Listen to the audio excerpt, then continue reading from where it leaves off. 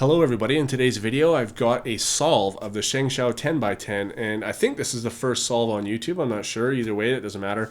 But I want to quickly apologize in this video that my shoulder is in the frame here, and sometimes it's not in the frame at all, sometimes it's this much, and sometimes it's way worse and it's like covering half the puzzle.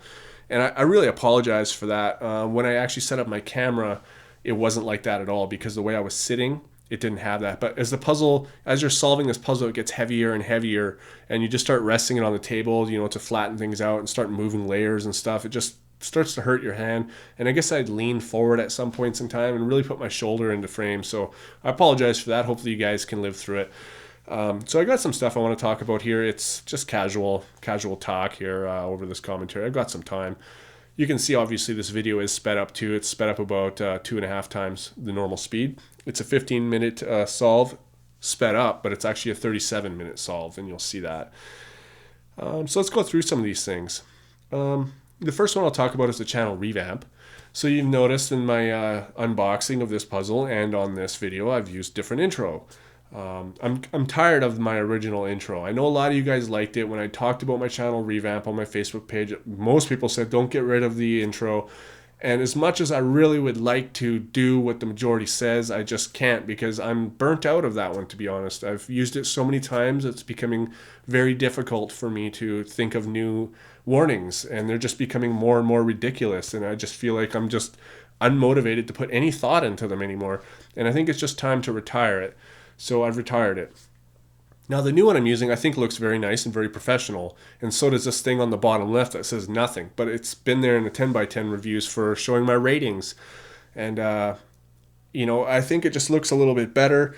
Now usually I am one to create my own animations, my own intros, my own outros, all that kind of stuff, and I've really been trying to get creative with it lately, and I wanted to create something extremely professional looking that really suited my channel.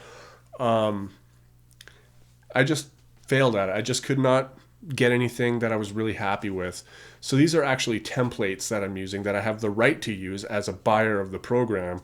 And I don't see a lot of people on YouTube using them. In fact, I don't think I've seen anybody on YouTube using them so far, but I haven't watched every video on YouTube, but none in our community, I don't think. I think they look really good. It's a little different. It kind of, I don't know, it motivates me to create better stuff. Now, hopefully, I can still create my own stuff and put it on. So everything is my own original content. I just think I need to get a little bit better at my programs and how to create animations and all that kind of stuff, and learn keyframing better, which is part of animating, before I can create something as professional as I would like. In the meantime, this is going to do. And I would also like to create my own music that I talked about in my room tour video, for my channel as well, and create. I want to use more transitions and stuff in my videos, like I did in the unboxing of this, where there was blurred effects and there was like swirly thing and there was a drop down thing with the poof with the little noise, and I don't know. I just want it to be a little bit more likable, like more creative. Of course, I haven't really had too much problems with people liking my videos, but I need to like them too. That's the thing, and I need to spice them up. I want it to be better and more entertaining for you guys too, I think. So the channel revamp is still gonna continue. It's not complete, just so you guys know. I just wanted to get it out for the 10x10 unboxing because it's a pretty big video. So, and the watermark on the bottom right of my screen you can see is gone as well. I find that it clutters up my videos, and I've heard from a lot of big YouTubers. Like I'm talking, I've read interviews before I started making my channel with huge YouTubers on how to do it properly.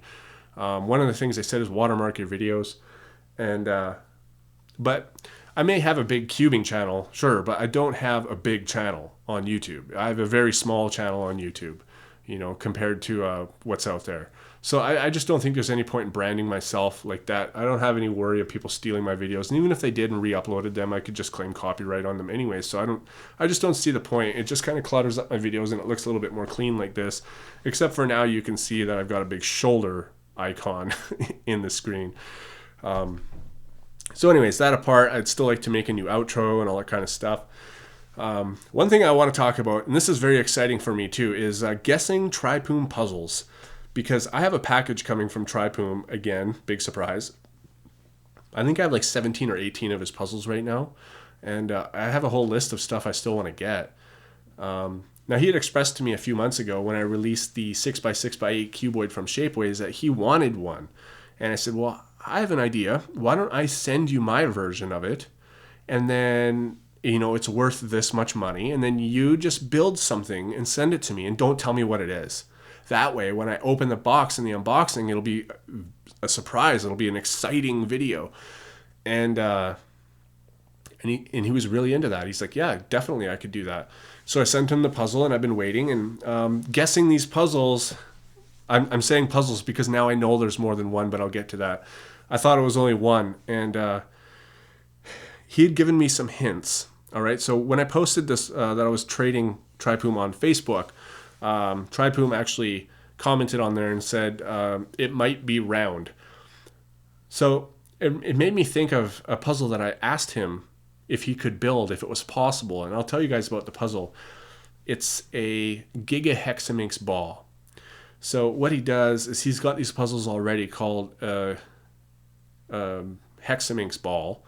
And it's basically a megaminx, dodecahedron, like a speed cube megaminx, turned into a ball and then stickered with 6 colors, like a hexaminx. And it's a really cool looking puzzle, and he does a really fantastic job. And he builds out of the puzzle rather than cuts the puzzle. So it looks really, really nice. And I said, can you do that with a gigaminx? Because that would be awesome. And he's like, yeah, I would, but it would be very, very expensive. And because I think the way he does it is he prices his puzzles out by doing $3 a part. And a part might take you an hour to make, right? So $3 is not that much money, so it really gives perspective on like how much work he puts in compared to how much money he gets for his puzzles. But Gigaminx is like 200 pieces, right? So that's a $600 puzzle already. So anyways, he told me it might be round. And right away I thought of that when I asked him about that. But I didn't really think anything. Maybe it's just a Megaminx ball, or the Hexaminx ball or whatever. Because that's around the same price as a 6x6x8. Maybe, I don't know. I haven't bought one. So, and then he gave me another hint. And he told me that it was taking him a while because it was over 200 pieces. Well, I know that a Gigaminx is over 200 pieces, so that kind of made me think that too. And then he sent me a picture, and he's like, it's almost done. And then he sent me a picture of 2 of these Megaminx balls, or the Hexaminx ball or whatever. And he's like, what color scheme do you like better? And I'm like, well, why would he send me a related puzzle so I could tell him the color scheme if it's not that? So that really made me think it's that. And then when he asked me, what do you think it is? And I told him, he wouldn't say yes or no. But then the next day he uploaded a picture. It's a macro picture of some pieces of a puzzle. And it really looks like what I think a gigahexaminx ball would look like. Now, if you want to see this, you can check out his Facebook page. It's Tripoom Puzzles, and you can see for yourself. That's what I think it is. And then he expressed to me one night when we were talking, because sometimes me and him will talk on Facebook for quite a while, lengthy times at a time, and quite often too. I think that me and Tripoom have become quite good friends for people who have never met each other, and very trusting as well. And he had expressed to me gratitude because of how much sales I've given him, because I've afforded myself the opportunity of being so lucky to have this channel that has a huge audience, and it's given me the opportunity to really promote other people, which will also be our next topic, by the way. And as a result, not just from all the money I've spent buying his puzzles personally, but all the advertisement I've given him on my channel has really given him a lot of sales. And so he really wants to, he told me that him and his wife really want to show their appreciation for that. It means a lot to them. And so he said that he's actually sending me 3 puzzles. So I don't know what the other 2 are. I don't even know if it's the first one, the gigahexaminx ball. I mean, he could just be leading me off track, like way off track. For all I know, I'm getting 1 puzzle, and he's just leading me off more. I don't know. So I'm really excited for this. I'm checking the tracking number every day, like 2 or 3 times. This is going to be the most exciting video you've ever seen on my channel. I can guarantee it, because I'm so pumped to make this video. and get these puzzles and show them to the world. If it is puzzles, maybe one, I don't know. Anyways, so let's get on with the next topic, which is getting free stuff. And a lot of people want to know why I get so much free stuff to show you guys. And I've also noticed that some people are a bit upset about it. And I've read this on the speed solving forum, but I want to let you guys know that the free stuff really comes down to advertising space. I mean, imagine you're a business and you've got a whole bunch of options. You can send somebody something who has a very little audience to show on their channel, or you can spend the same amount of money and give the same product to somebody who has a bigger channel and more audience to show it to. I mean, it really comes down to advertising space. And it's just one of the things that's kind of, it's a perk of having a big channel. I've done a lot of work to make my channel the way it is, and I get rewarded for it. And if you want free stuff and you want all the benefits and stuff, then you got to put in the work first. I mean, if you do, make a sizable channel and you help people out, they will help you out by, giving you stuff to show. It's just the way it is, right? So that's one thing that a lot of people ask me before I shut down my social networking stuff is, why do you get all this free stuff? And some people don't think it's fair that I get the new speed cubes either. And I understand that. I'm not the fastest speed cuber out there. And they don't think that it's good because I am not the fastest, therefore can't give the best review. And I'm promoting it before everybody else gets to own one. And some people don't think that's fair. But really, again, it just comes down to the advertising space. I'm not going to refuse the new speed cube before everybody else gets it. I mean, I feel privileged to get that, so but that's why. And I'm really sorry if it bothers you that I get, free stuff before everybody else gets it or something like that. It's just, I'm not going around asking people for the stuff. I've never gone and asked somebody to send me something. They offer to send it to me. And that's the way to do it. Build yourself to be credible enough that they will want to come to you. That's the biggest part of it. And that's how you do it, really. So keep working hard and trust me, you'll get it. I had another idea for this 10x10 as well. Now, I've uploaded some slow motion stuff with my GoPro Hero 3 camera, and I think it does a great job, especially if you have really good lighting, which I didn't have for the 3x3 solves when I did my crazy bad promo for JR Cuber. But I was thinking maybe I could disassemble this 10x10 and do it really fast, so like pieces are flying everywhere, but do it in slow motion. I think that'd be a really cool video, but I don't know if I want to pick it all up and put it back together. It's a lot of work to put one of these back together. I can see already because the mechanism is very intricate. I mean, Champion, who sent me this puzzle, uploaded a video of him taking one apart, and I can't imagine putting that back together. It was pretty intense. So, and the last thing I want to talk about is modding cubes. Now, I haven't put out one of my own mods in a long time. I used to do it a lot more, and for a while there I lost motivation in it.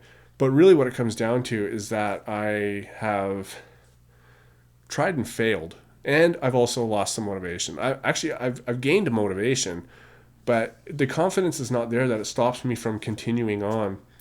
And I've tried to make extensions, like I wanted to make a 6x6 barrel, and I made extensions with epoxy sculpt, and they weren't quite straight, and it just kind of threw me off. And so I'm thinking, okay, well, what if I can get plastic tubes that are square, the same size as the cubies, and then I can cut them to length and glue them on and then fill them with epoxy sculpt, because then it would be perfect.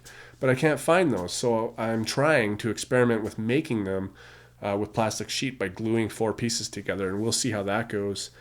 But I got lots of other stuff too, like I'm trying to make a 4x4 axis cube and trying to cut the cube, and like I cut too deep, or I'm just cutting at the wrong angle, and I'm trying to glue on these metal guides, and it's just not working at all. And every time I try something, it just doesn't work out. And then I have other ideas for other mods, so I kind of abandon the ones that I'm failing on now, and I go to the next one, but it's like something I don't know how to do yet, so I'm experimenting, and then I fail, and then I think of another one, and I go to that one, and it's just this like never-ending loop. And I really want to get better at modding, guys. Like, JR Cuber is an inspiration to me right now. That kid's got some modding skills, I can tell you that.